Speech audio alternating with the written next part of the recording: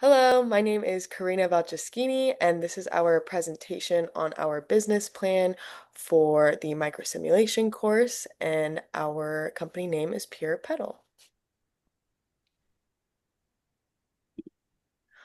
So some of the content we will go over today will include an executive overview, financial performance, an assessment of our market and overall customers, some company strengths and weaknesses, as well as some major problems and future opportunities, um, along with our future strategy and our tactical plan. I'm going to pass this on to Kurt. Thank you, Karina. Our company, Pure Pedal, is a newly established company in 2025. And here at Pure Pedal, our mission is to fuel your ride with rugged, sustainable bikes built to conquer trails and protect the planet. We as a company were founded on a passion for adventure and the great outdoors. And it is our belief that the wilderness is best explored on the back of a Pure Pedal bicycle. We strive to be environmentally focused and sustainable in all our actions. We we are community driven and we aim to be the superior manufacturer of carbon fiber bicycles that employs the best cutting edge technology to be able to give the best product to our customers. And here at Pure Pedal, all these are made possible by our awesome executive team. So we have Robert Rodriguez as our VP of Account and Finance. Then we have Karina Valcheschini, the VP of Marketing. And then me, myself, I am the acting president. And then our VP of Human Resources is Bernardo Freias. And then Lars Gustafsson is the VP of Sales Management. And with this team, we have a wide variety of backgrounds and we all bring a unique perspective, which helps create a really solid team for this company. And I will pass it off to Robert to go over our financial reporting. Thanks, Kurt. For our quarter one performance for Pure Pedal, we focused heavily on developing multiple products and establishing a robust fixed capacity to allow the company to grow quickly and to grow with our demand that we expected to be established in Q2. Initially opening the New York City storefront seemed to be the best choice for the firm as we wanted to capture as much of the large demand in the city as possible. Although the New York City storefront was the most expensive to open and maintain, New York has been the best performing location for Pure Pedal in the company's short lived time. Without sales in Q1, our primary figure was a significant cash loss due to the investment in capital, only to see a significant turnaround in Q2. In the second quarter, Pure Pedal performed well against the competition with all but one financial ratio being the maximum achieved. With revenues over 600,000 and room to grow, Q2 proved to be a learning experience for us at the firm, and we continued to expand our production capabilities and our place in the market with a second storefront investment in Amsterdam. This way we could capture our American and European markets. And we also increased the production capacity by 100% so that we made sure that there was plenty of fixed capacity so that we could capture all sales and not be short. In Q2, opportunities for marketing and advertising drove the large increase in expenses along with further development of our existing product lines. So we put a lot of investment for our long-term growth. To improve our position in the market, Pure Pedal must continue to develop new products and provide new and exciting options for the market. In Q3, those efforts would be rewarded. As you can see, in the third quarter for Pure Pedal, we would have another successful one as the revenues more than doubled as expected with a second storefront and most of the uncontrolled expenditures that we don't necessarily know are going to be coming, those stayed relatively stagnant. Further investment in the research and development of new product lines and improvements to old ones were another driver of our expenses that were necessary. Those were expenses that we did expect. We knew that those were coming. And we also knew that they would drive further advancement within the market.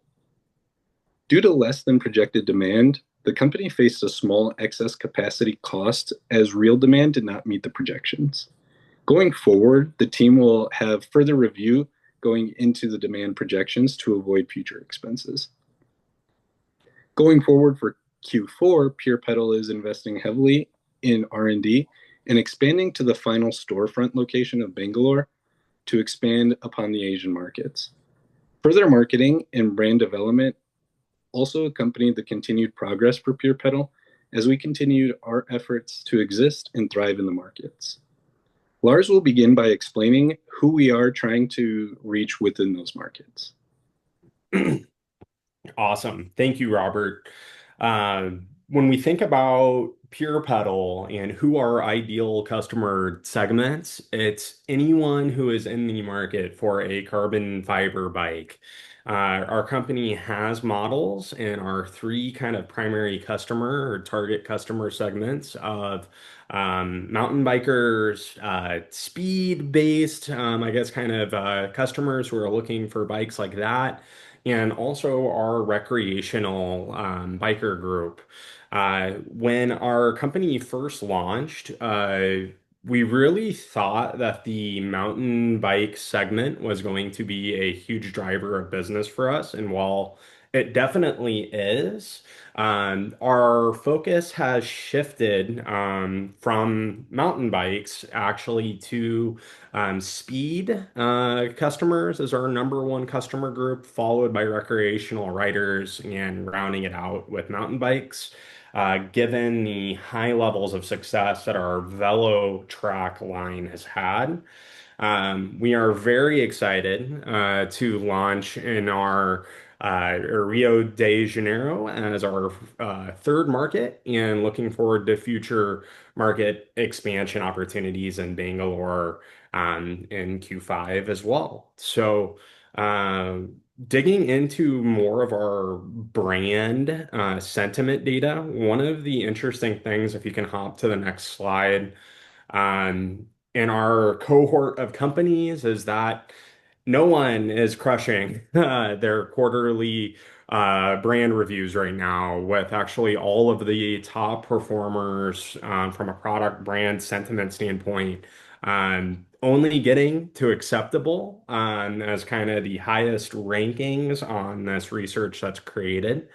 We view this actually as a big opportunity for Pure Pedal, as we've actually taken the first step in trying to get broken into the good or very good rankings with $1.8 million in R&D that we've already have slated for Q4. So if you go to the next slide here, um, while we view that as an opportunity, we're also still pretty happy, I would say, in terms of our current performance from our brand judgment market data per customer segment. We are doing very well in recreation and with speed, with our Bella recreational model coming in second, and our Velo track model for that's in our speed segment also coming in second, with our Aspro kind of rounding us out in our mountain bike segment that was actually redesigned this quarter, and we hope to continue to climb up how potential customers are thinking about us not just as a great speed bike provider and a recreational bike provider, but we're hoping to have a top three performance in all of these segments while still keeping up with the peer set in general here.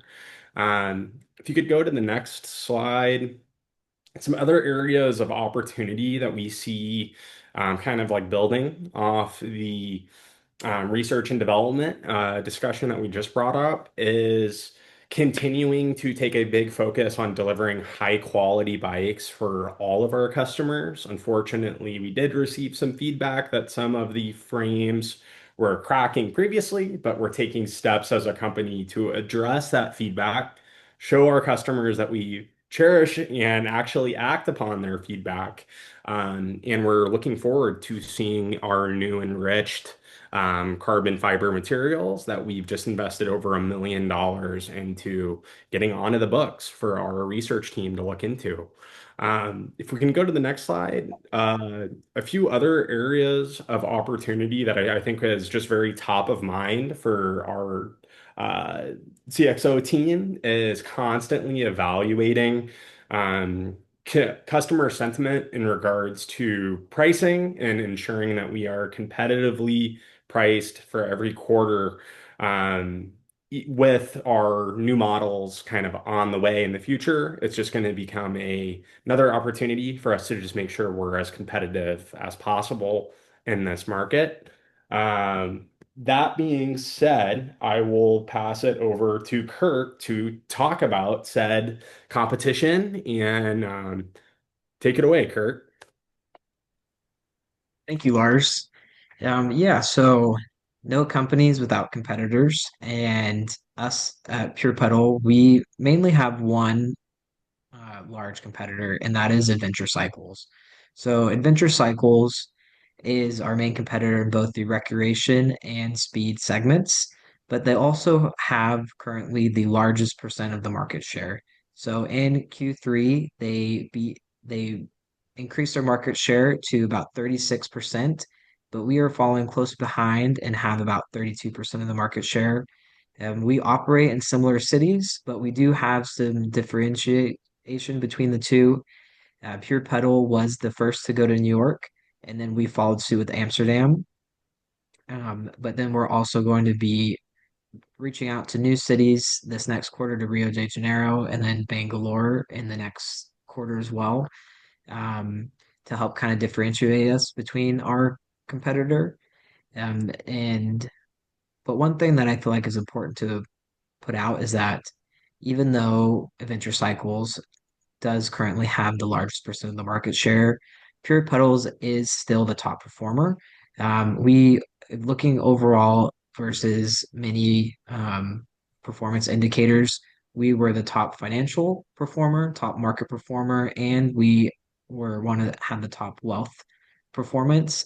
And with those three, that kind of pushed us over the edge to the number one position when you're looking at total performance. Kind of going into more detailed, um, based off the actual competitiveness between the brands. If you would go to the next slide, please. Um, we have, like I said, in recreation and speed, Adventure Cycles is our main competitor, but our products are really rated very closely.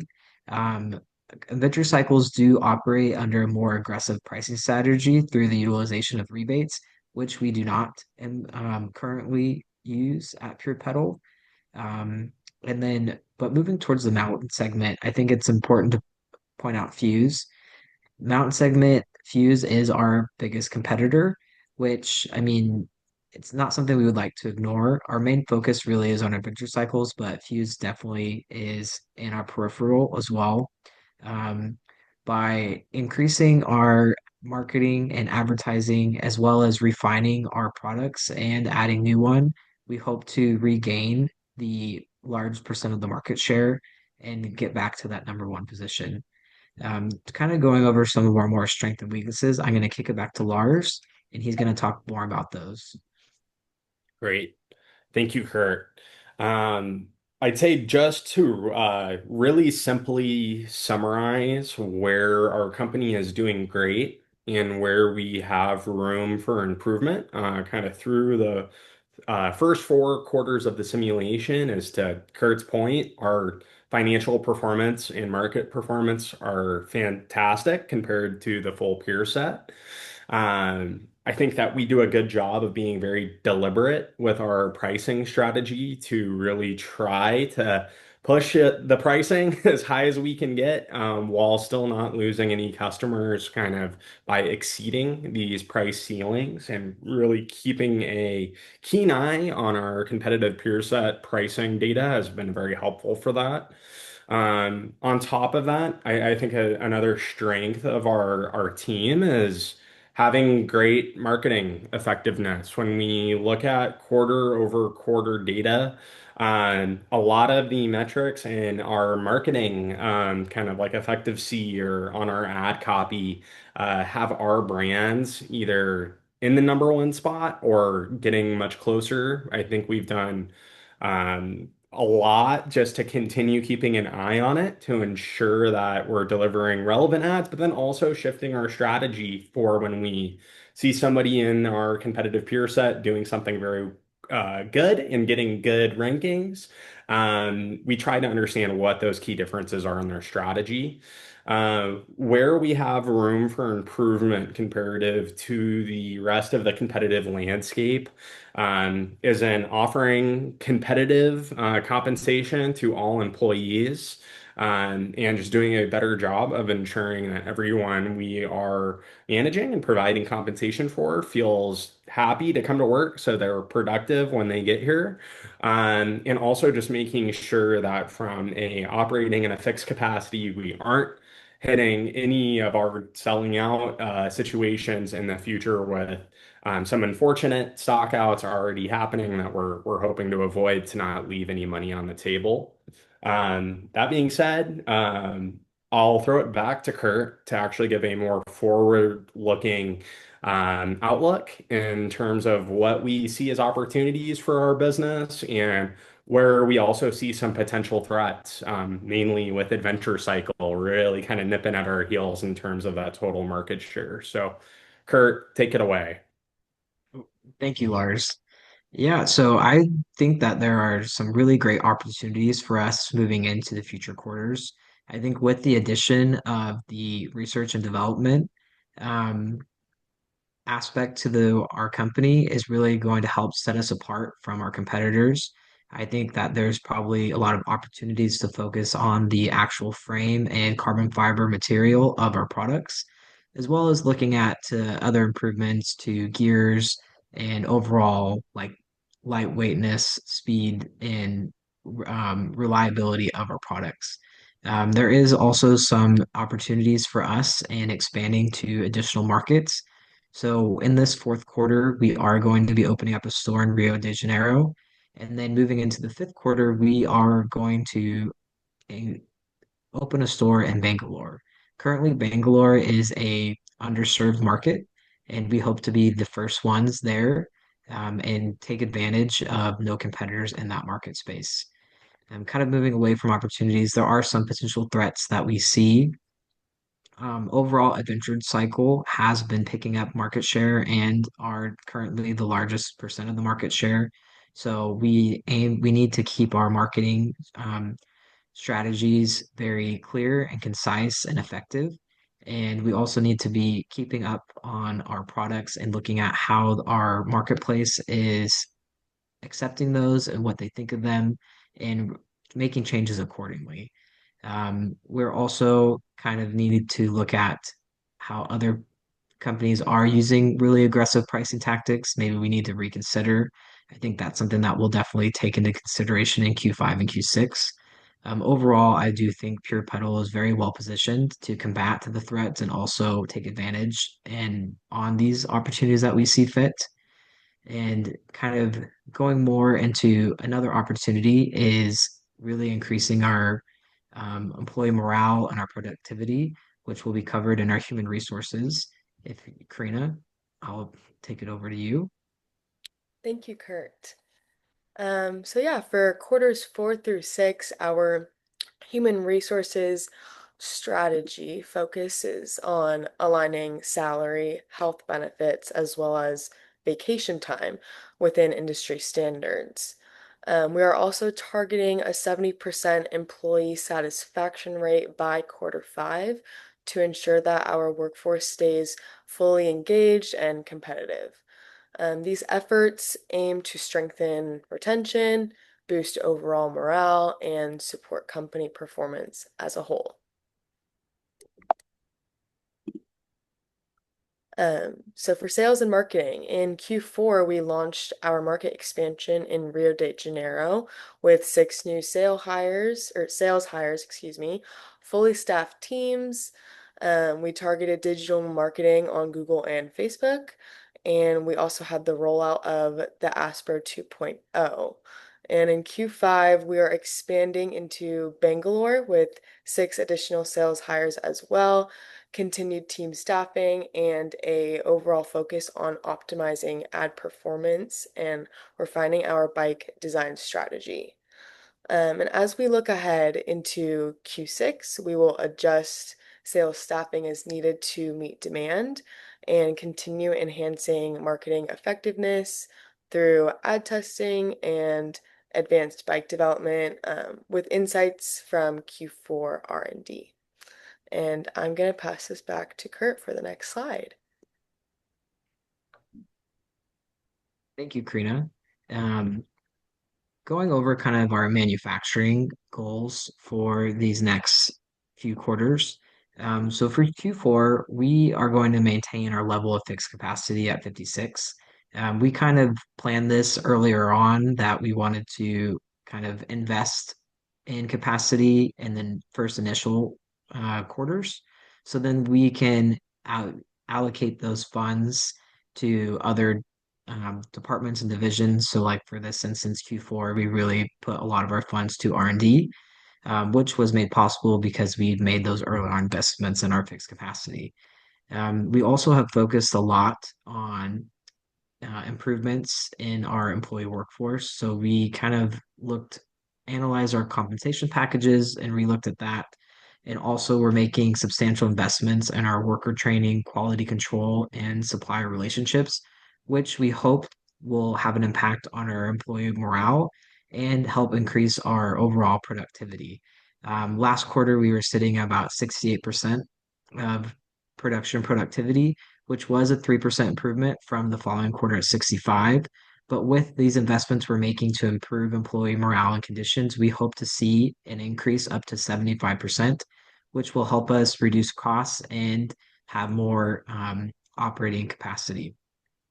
We will be employing about 3 hours of overtime, kind of just as a safety net. We don't plan to use it, but just in case that our demand predictions are a little bit off, we would like to have that kind of as a safeguard because we would much rather have a little bit overproduction than underproduction because of those stockouts really have a negative impact. Um, then kind of moving to Q5, we may look at adding 1 to 2 more printers, kind of just depends on what the markets look like and where the demand sits. And we hope to kind of piggyback on the improvements from the last quarter, make more advancements, and keep improving our employee morale and hope to see another increase about 5% in our productivity. We will be employing the same 3 hours as a safety net and overtime, and then we hope to increase our operating capacity to about 85% utilization. Then going into the last quarter, we will maintain our capacity level, hope to see another increase of productivity, largely just to a refinement of work conditions and employee satisfaction. And then at this Q6, we hope to have 100% utilization of our operating capacity. So we're capitalizing on all those investments we made earlier on in the previous quarters. Lastly, I will kick it off to Lars to kind of summarize and go over our tactical plan. Awesome. Thank you, Kurt.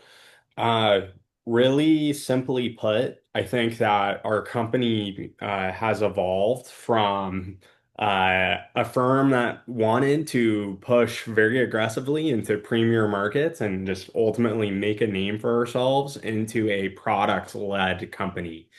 We're going to be leaning very heavily into R&D to hopefully create a differentiated offering of carbon fiber bikes in this new 3D printed market.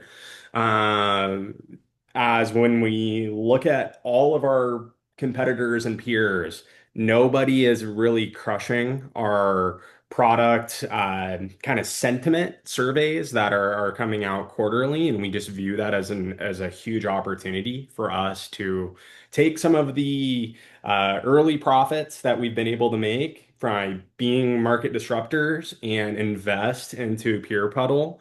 And we really look forward to releasing our first line of our new Pure Pedal Air, which we hope you'll consider trying as your next carbon fiber bike. Thank you for watching our presentation, and we look forward to continuing to scale our firm.